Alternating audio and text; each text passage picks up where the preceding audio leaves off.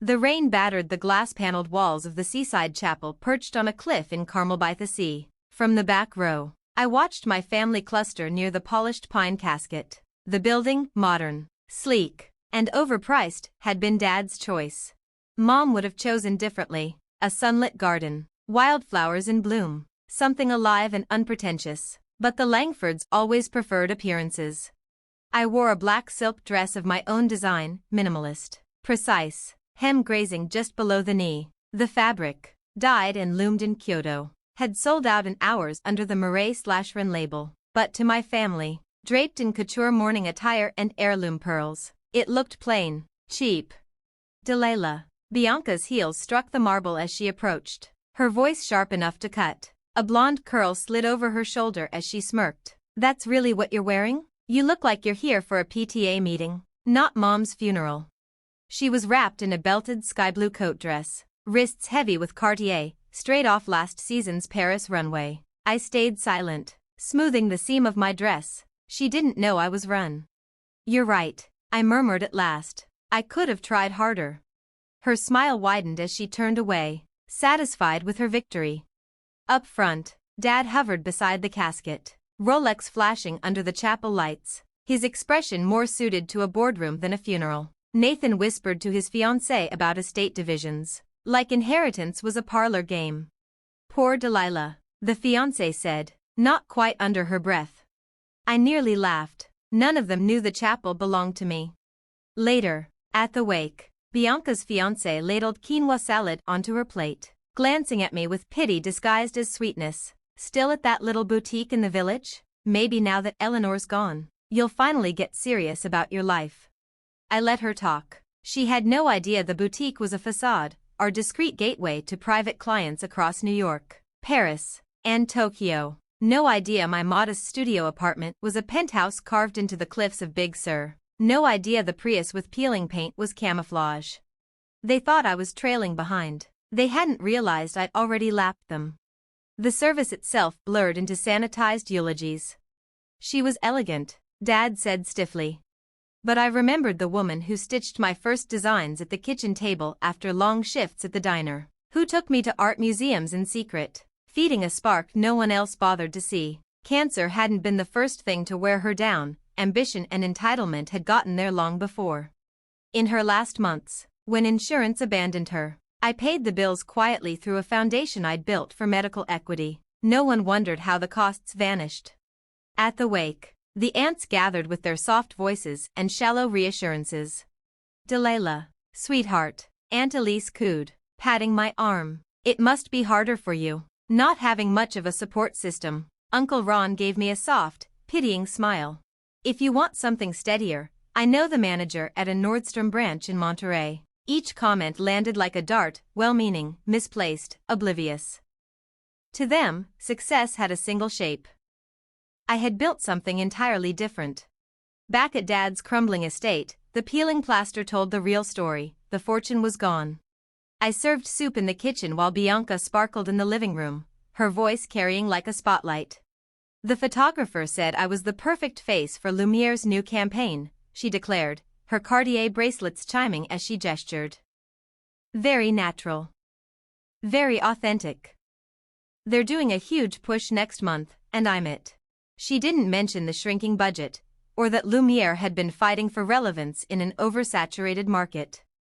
Her one-year contract was worth $200,000. Respectable. But nowhere near the triumph she sold it as. The family lapped it up anyway. "Did you see what Delilah wore?" Bianca added with a laugh that prickled like static. "Minimalist is one thing. Pitiful is another." Aunt Elise sighed. "She needs direction. Maybe now she'll realize sketching dresses isn't a career." I set down the charcuterie platters without a word. Iberico ham. Sicilian olives. Burgundy cheeses. An $18,000 spread quietly billed through a hospitality fund owned by my holding company. They didn't know who had paid for their feast. Let them whisper. I had other plans.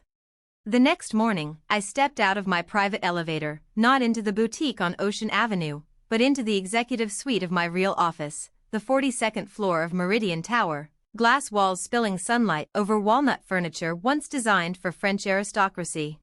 Sophia, my assistant, entered with her usual poise, coffee in hand.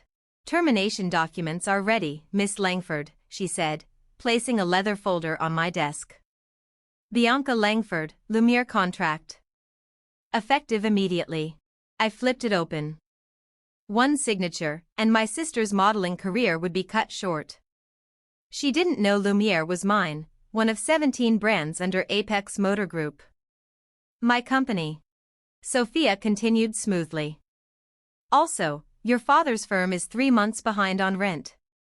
Eviction is imminent. Nathan's bank is under federal investigation for falsified mortgages. And Bianca's debts, she paused. Escalating. I nodded. None of it surprised me. They whispered about my lack of direction, blind to the truth. While they played at appearances, I had quietly been tracking the collapse of their carefully curated lives. Dad's firm had bled clients for years, losing ground to younger, faster competitors. Nathan's empire was a house of cards. Bianca's shine was borrowed. They thought I was behind. They hadn't realized I was already pulling the strings. Nathan, my brother, had been reckless at his regional bank branch, approving loans for friends and cousins with shaky credit. The fallout had arrived. A federal investigation, fraud charges looming. And Bianca, she was running on borrowed shine. Every modeling check disappeared into rent, designer outfits, and curated brunches. She owed $58,400 across 8 credit cards, clinging to her Lumiere campaign as her golden ticket. My phone buzzed. Bianca, just arrived at the shoot. This Lumiere campaign will change everything. Maybe now I can help you land a real job. Love you, sis. I smiled faintly and set the phone down. In 3 hours, she'd learn the truth. Her contract dissolved. Quietly, strategically. In this business, whispers of creative differences spread faster than facts. Enough to end a career. But this wasn't revenge. This was revelation. By mid-afternoon, the storm broke. Bianca called, frantic. Then Dad, demanding answers. Then Nathan, accusing me of tipping off federal investigators. I let the calls go to voicemail. Their panic revealed more than years of family dinners ever had. Instead, I drove to where it all began, Mom's old boutique in San Francisco's Mission District. To them, I was just helping out. What they never knew was that I owned the boutique, the cafe, the gallery next door, the entire block.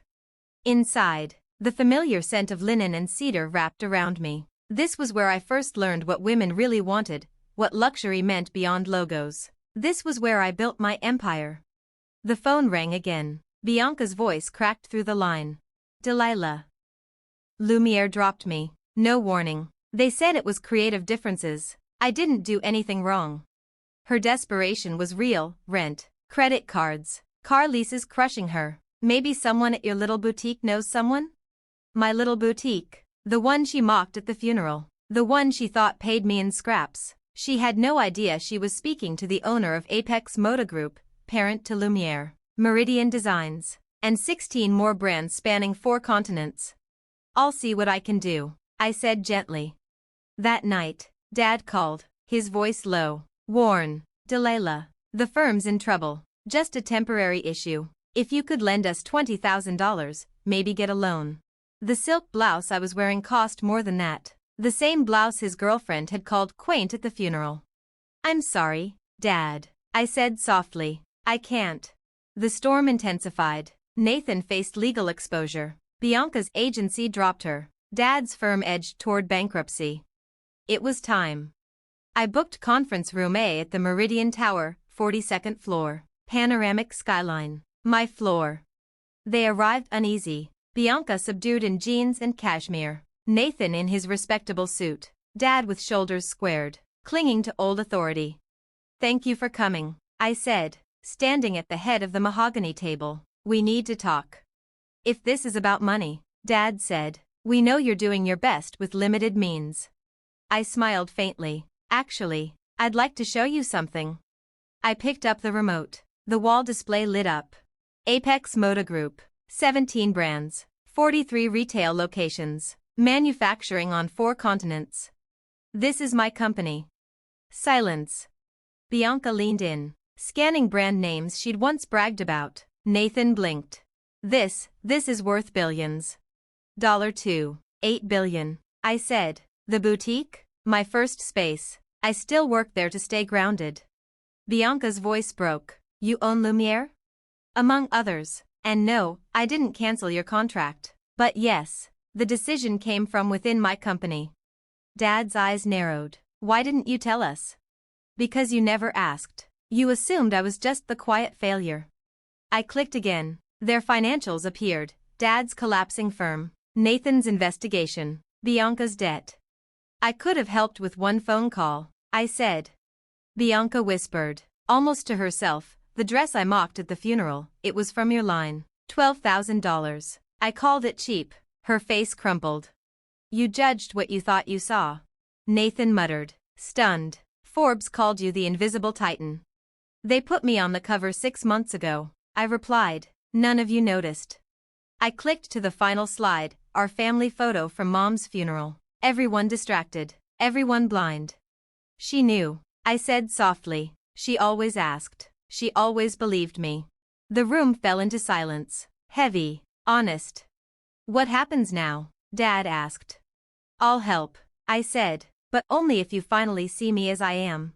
2 hours later, we had a plan. Dad would consult. Nathan would join international finance. Bianca, with her consumer insight, would lead campaigns. On one condition, the boutique stays. It's where I stay grounded. 4 months later, we reconvened in the same conference room, this time, for the IPO. Apex Moda Group opened at $470, closing at $620, valued at over $4 billion. But the real victory had come earlier, when I stopped hiding, and they finally saw me. If you've ever been underestimated, overlooked, dismissed, remember this, you don't owe the world explanations, only results. I didn't reveal my truth to destroy them. I revealed it to free myself.